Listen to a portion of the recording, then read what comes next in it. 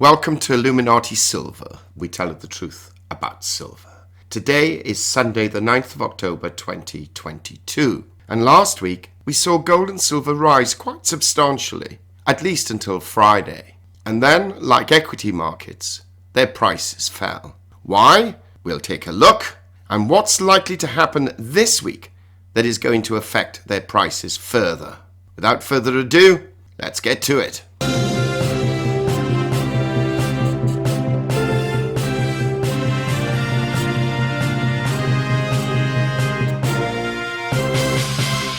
Gold rose $34 last week, rising from $1,661 to $1,695, having hit a high of $1,729 and a low of $1,660, a rise of 2%.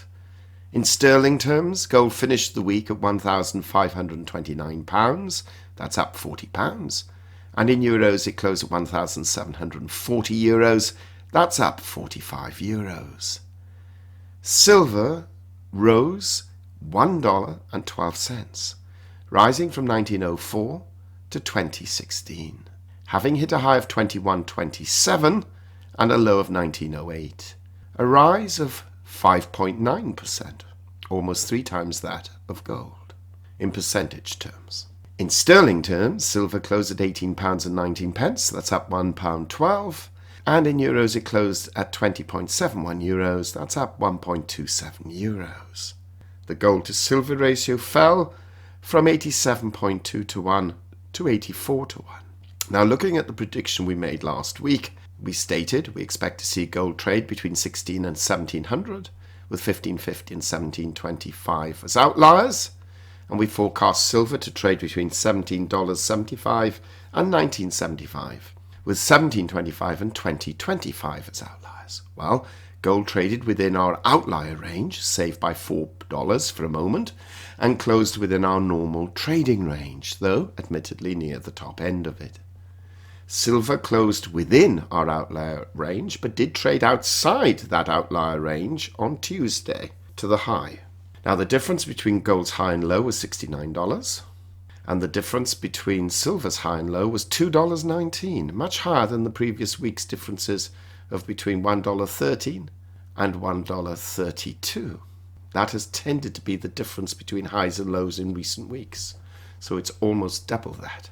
Now, we should go into these prices a little later in the video, but some of our subscribers have asked us if we could tighten the predicted margins. Well, this past week was a good example as why we shouldn't. We believe that our predictive margins are pretty tight anyway, running around 6% for our normal trading range and 10% for our outlier range, that's for gold, and roughly 10% maximum for silver with an outlier range no more than 15%. We're not here to actually advise people for day trading. Gold and silver investment, as far as we are concerned, is a long-term proposition. On those occasions when we expect little volatility due to lack of economic data or geopolitical tension, then we do tighten these quite considerably. However, we did anticipate that last week would be more likely to be volatile, which it has been.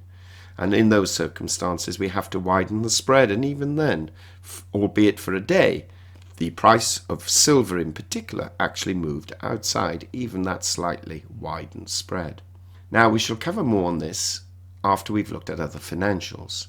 Bitcoin currently stands at $19,491. That's up 162 on the week. Equity strengthened quite strongly until Friday.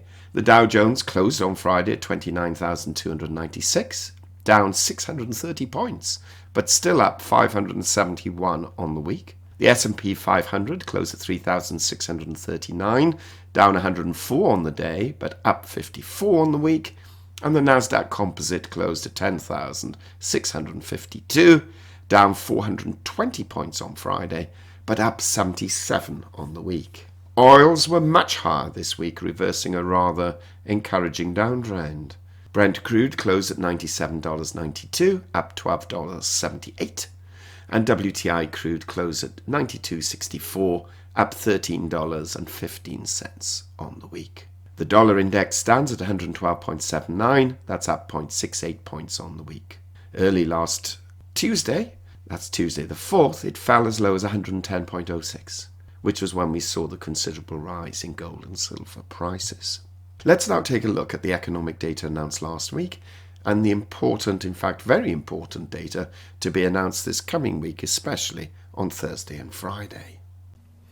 Well, if we take a look at the economic data announced last week, we can see, for example, that on Monday the manufacturing PMIs came out, and the S&P manufacturing PMI was stronger than anticipated, but the ISM one was slightly weaker. On Tuesday we had factory orders coming in at 0%, which was as anticipated.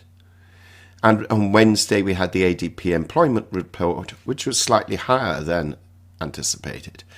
The services PMI were very marginally higher than what was being predicted. But of course, as we pointed out last week, the important data was Friday. Thursday initial jobless claims actually rose for the week. However, the non-farm payrolls on the surface looked weaker, with the figures coming in at 263,000 for September against 315 in August and against expectations of 275. However, the Federal Reserve was certainly hoping for even lower non-farm payrolls. Why? Because they are out to combat inflation. By raising rates, they were not expecting such a robust, still robust, economic environment. With the unemployment rate being at 3.5%, which was considerably lower than what the markets and certainly the Federal Reserve was expecting, then at least in academic terms, if nothing else, it suggests that the economy is still incredibly robust and that quite likely further interest rate rises will be necessary to seriously dampen down the potential of combating inflation. Otherwise, the inflationary cycle will continue to go out of control. Now, looking at this coming week, we have on Monday nothing scheduled because of Columbus Day. Tuesday, small firms business index. Wednesday, producer price index for September, and the FOMC minutes, which will attract a fair bit of attention. But we have to bear in mind there is, unless there's an emergency one, and we don't see that, but there is no FOMC meeting planned for October. We have to wait for November.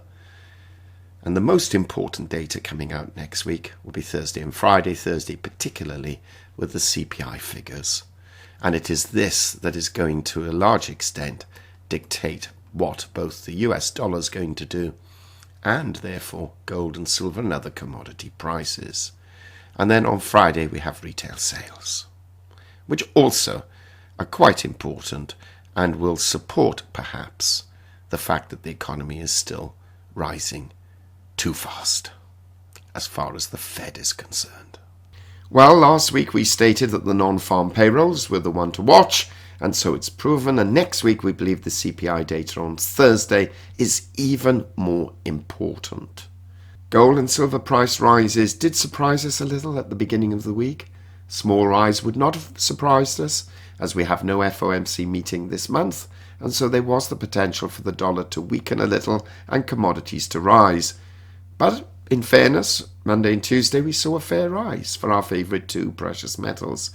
And apart from the dollar weakness, which was also increased by the uncertainty vis-à-vis Russia, and many spokespeople having stated that the prospect of nuclear weapons being used in the not-too-distant future was becoming a more serious reality. And geopolitics is something we cannot ignore. Silver touched our $21 level, albeit briefly, and should it have moved on to 22, then the trend will have turned. We're now expecting, however, both gold and silver to continue their descent as the dollar strengthens further.